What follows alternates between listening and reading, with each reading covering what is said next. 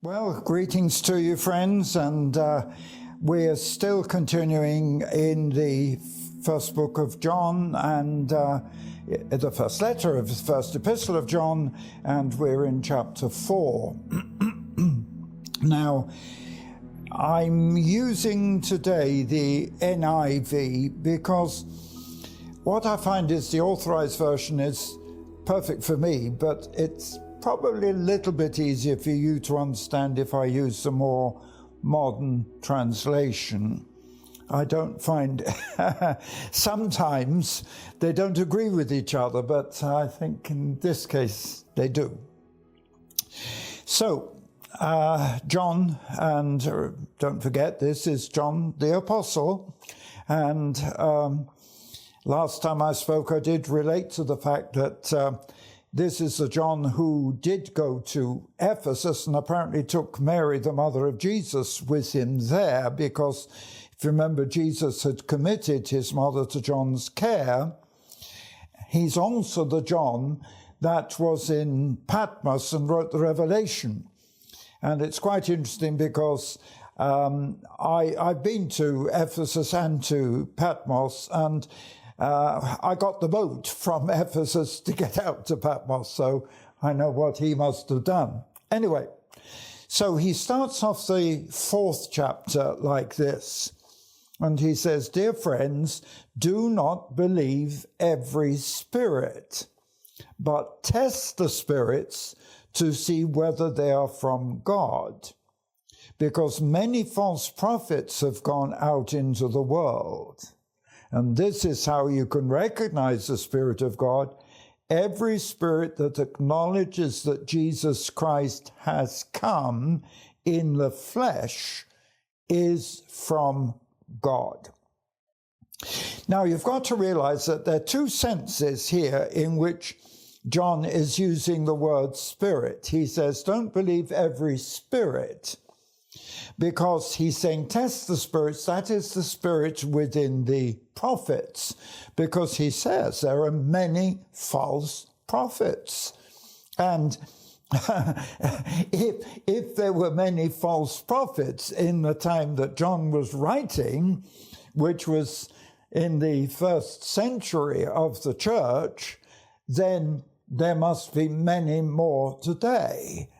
But I also recognize when it's in verse 2, he's saying, this is how you can recognize the Spirit of God. Every spirit that acknowledges that Christ has come in the flesh is from God. Now, I think you've got to see here that he's referring to the Holy Spirit, yes, speaking through the prophets, but he's also referring to the Spirit of Christ. Now, this is something I would take much longer to really deal with, but when we're born of God, when we become a Christian, we receive the Spirit of Christ.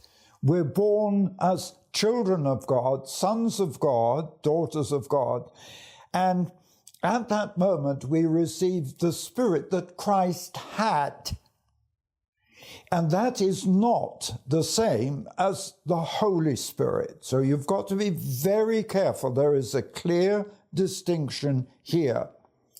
Everyone who is converted when they receive the Spirit of Jesus Christ. Okay? So then he's referring also, of course, to the spirit that's in the prophets. So we're looking here much more about the sense of the spirit which is behind people.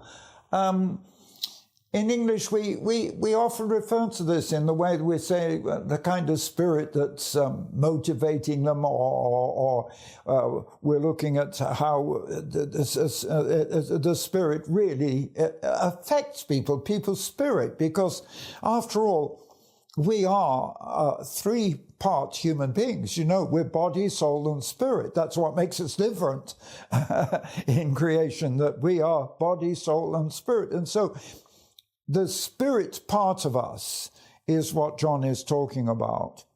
And you can recognize not only the voice of the Holy Spirit, but you can also, in verse 2, recognize the presence of God's Spirit, the Spirit of Jesus, by people's actions and by their words.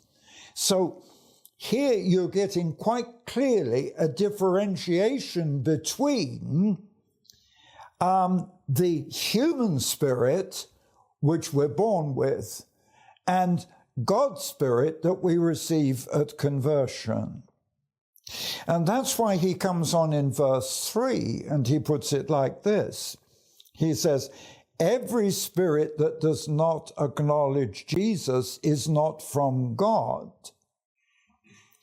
So we're not looking here at the Holy Spirit. We're looking here as the indwelling spirit in a person.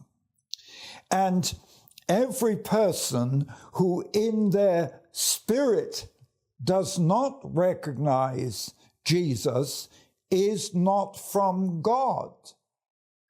Now, this is very important because we're dealing with something here which I don't know many preachers actually deal with, which is that the evidence that we are born again, the evidence that we are Christian, is the very spirit that we demonstrate by our words and actions. We'll see a bit more about that in a moment.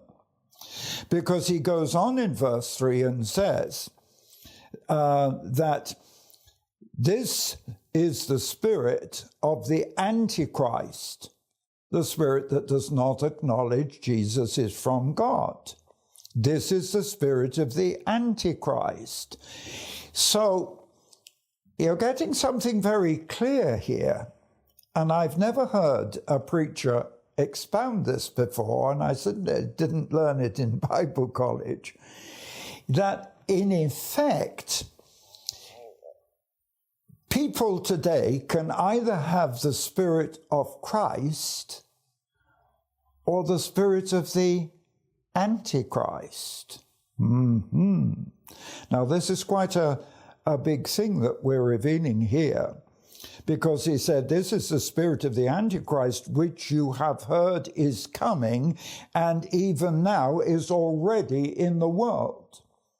So the Antichrist is here in spirit. The spirit of the Antichrist, just as we know that God's Spirit is here, that the spirit of the Antichrist is also here and being manifested, being shown in people by their actions. Verse 4. You, dear children, are from God and have overcome these wrong spirits. That's what he's saying. Dear children, you, dear children, are from God and have overcome them. Overcome what? These evil spirits, because, in the same verse he says, because the spirit who is in you is greater than the spirit that's in the world. So, Christian, you have a stronger spirit within you than any spirit, evil spirit or antichrist spirit in the world. Now, this is very strong, it's very powerful, and I'm going to repeat that. Dear children, you are from God, and you have overcome all these evil spirits because the Spirit of Christ in you is greater than any other evil spirit in the world.